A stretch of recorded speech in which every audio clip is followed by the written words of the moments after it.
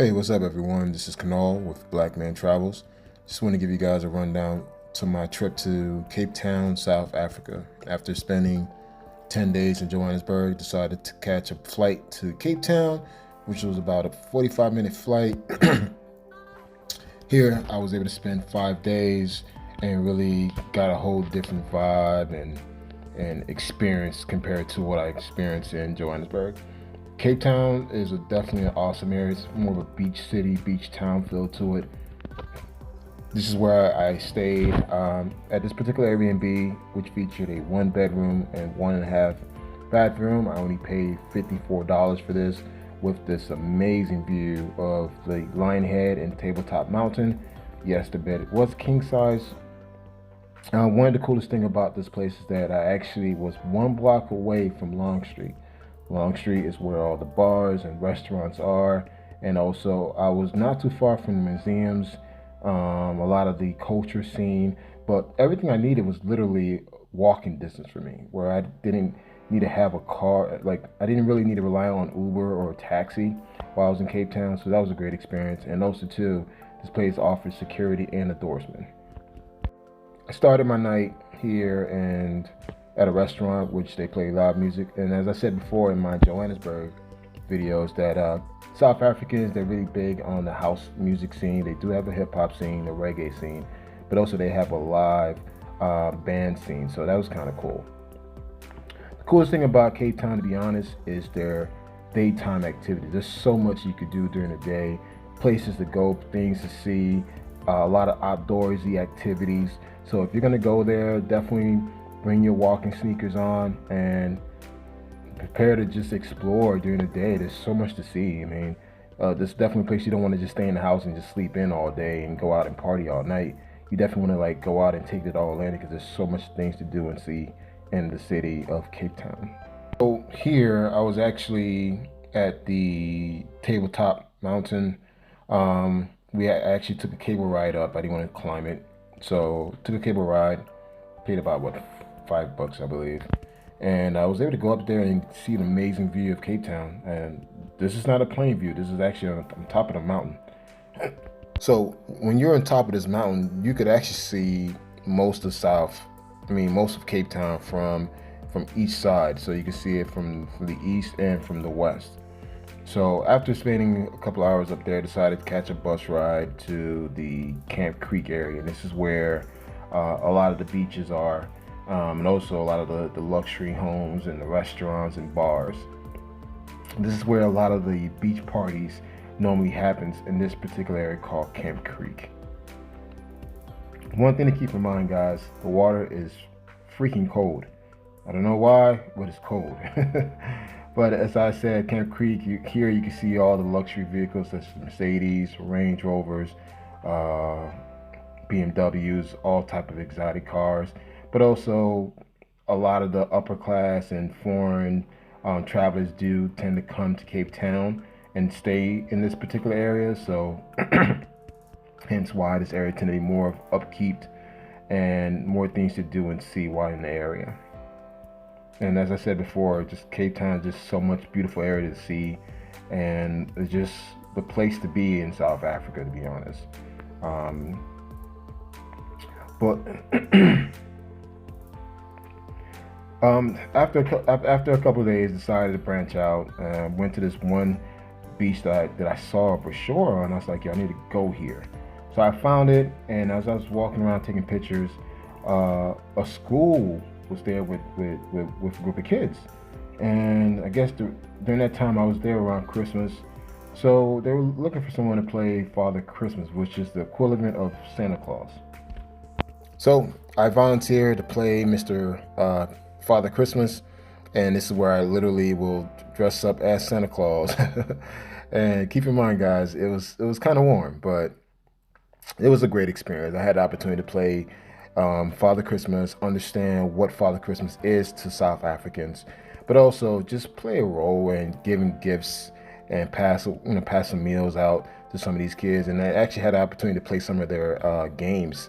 It was interesting. It's different from the games that I played when I was a kid, but it was a great experience just to see and be this close into the culture and way of life And the fact that I was able to actually play a role and making these kids smile for that day, it really, really had a warm place in my heart. And just looking at this video now, it just made me realize how blessed that I was to be there and experience this with them.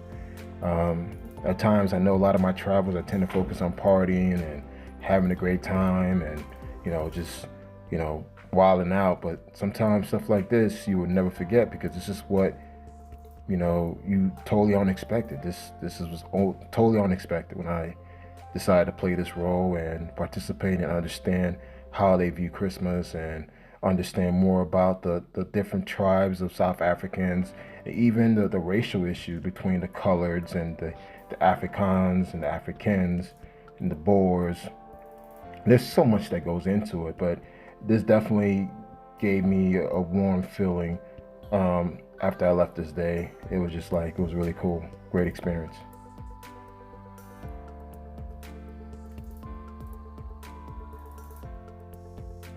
Yeah, so one of the coolest thing, I taught some of the kids some cool, interesting American cool words to use. Of course, I didn't say any bad words. Kept it professional. But it was great. It was a great experience. And again, this area is so beautiful. I mean, just look, some of these fitting rooms. These are fitting rooms where you could just go in and change your clothes and go back in and change.